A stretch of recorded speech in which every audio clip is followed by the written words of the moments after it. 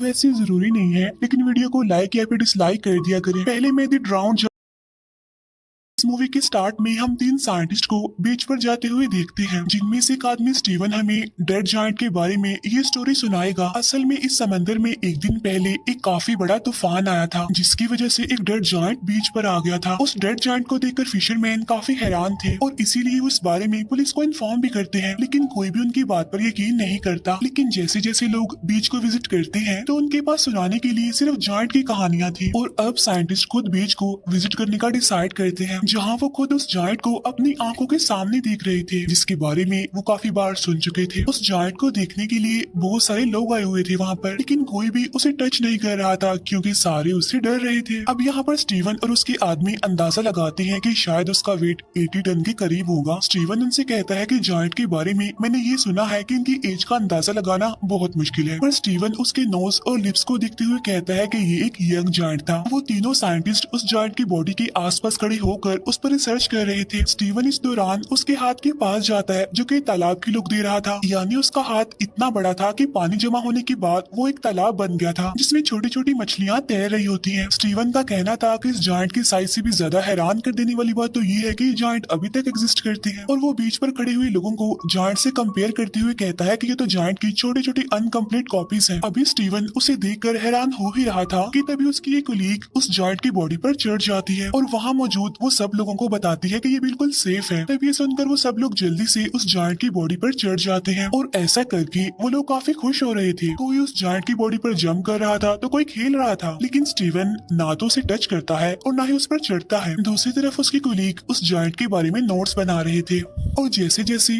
Time गुजरता जा रहा था वहाँ उस जायंट से खेलने के लिए लोग कम होते जा रहे थे, क्योंकि सब लोग अपने अपने घर जा रहे थे। फिर 3 दिन के बाद स्टीवन दोबारा यहाँ पर आता है, क्योंकि उसका उस जायंट में इंटरेस्ट बढ़ गया था, और उसका दावा था कि उसे इस जायंट पर नजर रखते हुए कोई भी परेशानी नहीं हो रही है, क्योंकि वो जायंट उसके आसपास के लोगों की निस्बत ज्यादा जिंदा था। फिर वो दिखता है कि वहाँ पर कुछ बच्चे जायंट के ऊपर स्लाइड खेल रहे हैं, और कुछ आदमी तो उस जायंट को काटने की तैयारी कर रहे थे। तो आज वो जायंट के पास देर तक रुकने का इरादा करता है ताकि जायंट के पास कोई भी ना हो, लेकिन जैसे ही वो जायंट के पास आता है तो वो दिखता है कि जायंट डिके होना स्टार्ट हो गया है, और उसका हर एक बॉडी पार्ट काफी अजीब दिख रहा है। अब यहाँ वो जायंट के कान पर एक लड़की को देखता है, जो उस जायंट के कान को एज अ चेयर यूज कर रही थी। स्टीवन नोटिस करता है कि जायंट के फेस से उसकी यूथफुल लुक खत्म हो गई है, यानी अब वो जवान नहीं दिख रहा। तब वो अंदाजा लगाता है कि समंदर में बहुत अरसा रहने की वजह से उसके टिश्यूज खराब हो गए हैं, जिसकी वजह से उसकी बॉडी काफी जल्दी खराब हो गई है। स्टीवन जायंट के फेस पर एक इंसेक्ट देखता है, जो कि उसके मुंह में जा रहा था। तब स्टीवन सोच रहा था कि इंसेक्ट के उसकी मंजिल तक पहुंचने से पहले ही ये जायंट डिके हो जाएगा, और अब स्टीवन बहुत ज्यादा हिम्मत करके उस जायंट के ऊपर चढ़ता है। अब जायंट की चेस्ट पर चढ़ने के बाद वो जायंट की बाजू को देख रहा था, जो बिल्कुल डिके हो चुका था, और कुछ बचा हुआ पार्ट्स इंसेक्ट्स और बाकी बर्ड्स खा रहे थे। यहाँ अब उसकी आंखों के ऊपर अब एक अजीब सा कवर आ गया था, जो कि उसकी आईज को भी एक तालाब जैसी लुक दे रहा था। फिर स्टीवन उसकी आंखों में अपना शेडो देखता है और सोचता है कि इस जायंट के डिके होने की तकलीफ उस तकलीफ से कम है जो उसे तन्हाई ने दी है। इसके बाद वो यहाँ से चला जाता है। फिर नेक्स्ट टाइम जब स्टीवन उस जायंट के पास जाता है तो देखता है कि उसकी आर्म्स और लेग्स डिके हो चुके हैं, और अब वो उसकी बॉडी को गौर से देख रहा था, जहाँ पर जायंट की बॉडी की इंसल्ट की जा रही थी, और इंसल्ट करने वाले कोई और नहीं बल्कि इंसान ही थे। अब हालांकि ये जायंट भी तो इंसान की तरह का ही एक क्रिएचर था। फिर नेक्स्ट डे स्टीवन जब दोबारा से उस जायंट के पास आता है तो वो देखता है कि उस जायंट का तो सर भी उतार दिया गया है, और बर्ड्स और इंसेक्ट्स उस जायंट को खा रहे हैं। अब सर के बगैर उसकी बॉडी इंसानों जैसी बिल्कुल भी नहीं लग रही थी। अब इसी के साथ ही स्टीवन और इस डेड बॉडी का रिलेशन भी कम हो रहा था, जो कि इस डेड बॉडी ने बनाया था।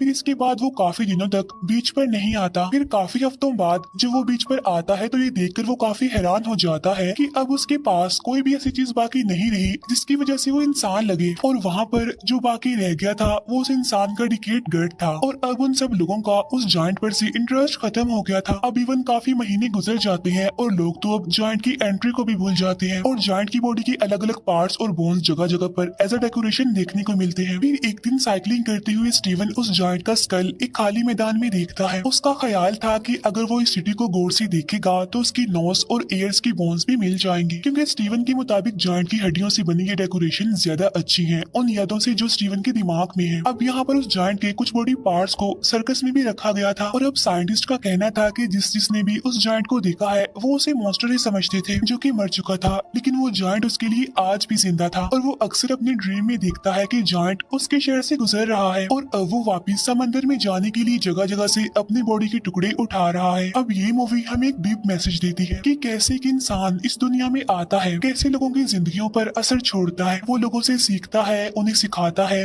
लेकिन फिर जब वो इस दुनिया से चला जाता है तो लोग उसे भूल जाते हैं। इवन दिन, महीने, साल गुजर जाते हैं लेकिन कोई उसे याद नहीं करता। सेम ऐसे ही जैसे हमने इस मूवी में देखा कि कैसे एक जायंट आया और सबके अट्रैक्शन बन गया, लेकिन फिर वही बात, दिन, महीने, साल गुजर गए लेकिन किसी को वो याद नहीं रहा। असल में यही इंसान की जिंदगी का कड़वा सच है कि जब तक कोई इंसान जिंदा रहता है तो लोग उसे याद रखते हैं, लेकिन अगर वही इंसान मर जाए तो थोड़े ही दिन बाद लोग उसे भुला देते हैं। और अब मैं एक्सप्लेन करूंगी आइस एज मूवी को। इस मूवी के स्टार्ट में हम एक कपल को देखते हैं जो कि एक न्यू अपार्टमेंट में शिफ्ट हुए थे। उनमें से आदमी जिसका नाम रोब था वो अपने घर में कुछ सामान लाते हुए नजर आता है। मीनवाइल उसकी वाइफ गेल घर में सामान सेट कर रही होती है। गेल को अपने इस न्यू अपार्टमेंट में एक पुराना फ्रिज नजर आता है जो कि लैंडलॉर्ड इस घर में छोड़ गया था। अब गेल उस अगली फ्रिज से परेशान थी, पर रोब उसे कहता है कि पुरानी टेक्नोलॉजी में जरूर कुछ अमेजिंग होता है, जिस पर गेल टॉन्टिंग वे में कहती है हाँ ये अगली सी मोटर जो इसके ऊपर लगी हुई है। अब गेल यहाँ पर न्यू फ्रिज रखना चाहती थी लेकिन रोब अभी न्यू फ्रिज अफोर्ड नहीं कर सकता था। गेल अपने हस्बैंड की चालाकी को मजाक में उड़ा देती है। अब वो दोनों इस इशू को यहीं पर छोड़कर ड्रिंक एंजॉय करने का सोचते हैं क्योंकि वो शिफ्टिंग करते हुए काफी थक जो गए थे। अब जैसे ही रोब फ्रिज में आइस लेने जाता है तो उसे फ्रिज आइस जंग से ढका हुआ नजर आता है। फिर आखिर वो बड़ी मुश्किल से एक क्यूब निकाल कर अपने ड्रिंक में डालता है। वो दोनों मिलकर बैठते हैं और अपने नए घर की खुशी को सेलिब्रेट करते हैं। अब ड्रिंक की एक सिप लेने के बाद रोब को आइस में कोई अजीब सा स्ट्रक्चर नजर आता है और जब उसे रियलाइज होता है कि वो एक जानवर है तो उसे अपनी आंखों पर यकीन नहीं होता। वो आइस क्यूब गेल को दिखाता है और पूछता है क्या सच में इसमें कुछ है। तब गेल जल्दी से मैग्नीफाइंग ग्लास लेकर आती है। वो एक छोटे से क्रिएचर को आइस क्यूब में फ्रीज देखते हैं। वो दोनों उस क्रिएचर को देखकर काफी हैरान और कंफ्यूज थी क्योंकि वो बहुत छोटी थी। वो नोटिस करते हैं कि इस छोटी सी क्रिएचर को हंट किया गया है क्योंकि उन्हें उसकी बॉडी में स्पीयर्स यानी नेज़े नजर आते हैं। तब ये देखकर वो और ज्यादा हैरान परेशान हो जाते हैं और अब गेल जल्दी से जाकर फ्रिज से सारी आइस निकालती है। तो यहाँ पर रिवील होता है कि इस फ्रिज के अंदर एक पूरी मिडिल एज सिविलाइजेशन वर्क कर रही है। फ्रिज के अंदर टाइम बहुत तेजी से गुजर रहा था। यहाँ का एक सेकंड गुजर रहा था तो वहाँ के हफ्तों गुजर रहे थे। अब ये देखकर वो दोनों हस्बैंड वाइफ काफी हैरान थे और वो ये भी सोच रहे थे कि ऐसा पॉसिबल कैसे हो सकता है। अब वो शहर के अंदर जो लोग थे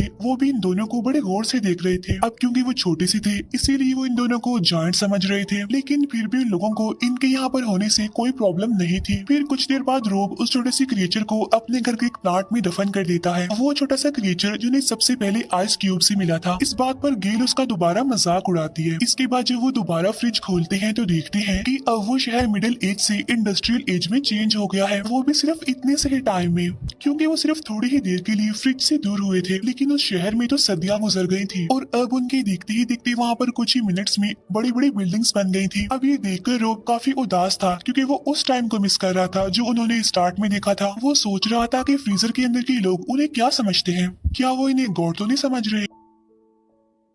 लेकिन तभी वो दो कंस्ट्रक्शन वर्कर को फ्रीजर के अंदर ही उन्हीं के बारे में बात करते हुए देखते हैं। वो कह रहे थे कि हम इन दो पागल जायंट्स को हर रोज देखते हैं और हम उस ब्रोकली को भी देखते देखते थक गए हैं जो गेल के दांतों में नजर आ रही थी। और अब उनके देखते हुए ही वो इंडस्ट्रियल कम्युनिटी मॉडर्न कम्युनिटी में चेंज हो जाती है और वहाँ की सारी बिल्डिंग सुपर स्ट्रक्चर में चेंज हो गई थी और साथ साथ उन्हें वो छोटी छोटी चीजें उड़ती हुई नजर आती है जो रोब को लग रहा था कि शायद ये प्लेन्स हैं। और टाइम को गुजरते हुए वो लोग काफी गौर से देख रहे थे। रोब अब इस एज को देखकर सरप्राइज था और सोच रहा था कि अगर ये हमारी दुनिया से रिजेंबल करता है तो इस मॉडर्न एज की बात क्या होगा। और इतनी ही देर में वो वहाँ पर एक लाइटिंग ऑब्जेक्ट को देखते हैं। तब रोब हैरान होता है कि ये क्या चीज है और वो उसे देखने के लिए करीब जाता है। इसके बाद वो जोरदार झटके से दूर गिरता है। अब गेल उसकी हेल्प के लिए उसके पास जाती है और उसका फेस जला हुआ देखती है, जिससे उनको अंदाजा होता है कि वो एक लाउंजर था और वहाँ पर वॉर चल रही थी। फिर जब वो कुछ सेकंड्स के बाद वहाँ पर जाते हैं तो वहाँ पर सब कुछ खत्म हो गया था। अब वो इस फ्रीजर को बंद कर देते हैं क्योंकि वो इस वॉर को बढ़ाना नहीं चाहते थे। इसके बाद वो लोग पिज्जा ऑर्डर करते हैं, अपने खाने को काफी इंजॉय करते हैं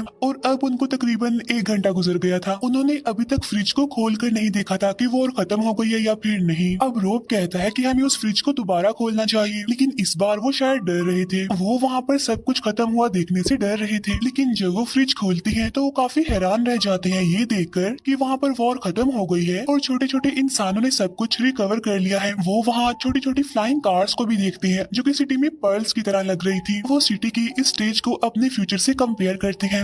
ये अब एक फ्यूचरिस्टिक लैंड थी जहाँ आसमान से बातें करती हुई सुपर स्ट्रक्चर बिल्डिंग इस सिटी को काफी अच्छा लुक दे रही थी। इसके बाद वो सिटी एक पिरामिड स्ट्रक्चर में चेंज हो जाता है जिससे बहुत सारी लाइंस कनेक्ट कर रही थी। अब रोब और गेल को लग रहा था कि सब लोग इस पिरामिड में रहते हैं। इसके बाद सिटी का वो पिरामिड स्ट्रक्चर सारे सिटीज को अपने अंदर अब्सॉर्ब करने लगता है और एक बड़ी सी एनर्जी वॉल में चेंज होकर फट जाता है, जिसकी वजह से सिल्वर स्पार्क उनके पूरे किचन में फैल जाती है, जिन्हें वो लोग बड़ी गौर से देख रहे थे और उन्हें ये सब एक फैंटेसी वर्ल्ड का पार्ट लग रहा था और वो स्पार्क किसी फायरफ्लाइज जैसे लग रहे थे। इसके बाद वो स्पार्क्स दोबारा जमा होकर फ्रीजर में चले जाते हैं, फिर एकदम से सब कुछ गायब हो जाता है, जिसे देखकर वो लोग काफी कंफ्यूज हो जाते हैं। रोब को लग रहा था कि अब वो वापस आने वाले हैं, लेकिन गेल को ये लग रहा था कि सब कुछ खत्म हो गया है और असल में ये सब कुछ दुनिया के खत्म होने को जाहिर कर रहा है। रोब अब फ्रिज का स्विच बंद कर देता है। वो दोनों गले मिलते हैं। उन्होंने कुछ ही घंटों में ह्यूमैनिटी का स्केच देख लिया था जिसमें उन्होंने पास्ट, प्रेजेंट और फ्यूचर को भी ऑब्जर्व कर लिया था। नेक्स्ट मॉर्निंग वो कपल अपनी नॉर्मल लाइफ स्टार्ट करता है, पर अभी भी उनके जहनों में कल के बारे में कुछ सवालात थे और अब वो सस्पेंस में दोबारा से फ्रीजर को देखते हैं जहाँ वो छोटे छोटे इंसान वापिस आ गए थे और वो डायनासोर के मीट से अपना पेट भर रहे थे और कुछ तो डायनासोर से बचने के लिए भाग रहे थे। यानी अब ये ह्यूमैनिटी का स्टार्ट दिखाया जा रहा है। अब यहाँ इस कपल को दिखाते हुए ये मूवी भी एंड हो जाती है, जो अब दोबारा नेचुरल हैबिटेट में रहने वाले उन छोटे छोटे ह्यूमंस को देखने में बिजी हो गए थे। असल में ये मूवी हमें इस दुनिया की क्रिएशन, एवोल्यूशन और एंडिंग का कॉन्सेप्ट देती है, जिसमें इंसान की नेचुरल हैबिटेट से मॉडर्न एज तक का सफर बहुत अच्छे से एक्सप्लेन किया गया है। इस स्टोरी में वो फ्रिज जहाँ हमें मैनकाइंड की एज का कॉन्सेप्ट देता है, वही वो कपल हम इंसानों के बिहेवियर को शो करता है। यानी जब फ्रिज में वॉर शुरू हुई तो उन लोगों ने फ्रिज को बंद कर दिया और अपने आप में ही बिजी हो गए और ये चीज इंसान की दुनिया को लेकर केयरलेसनेस को शो करती है।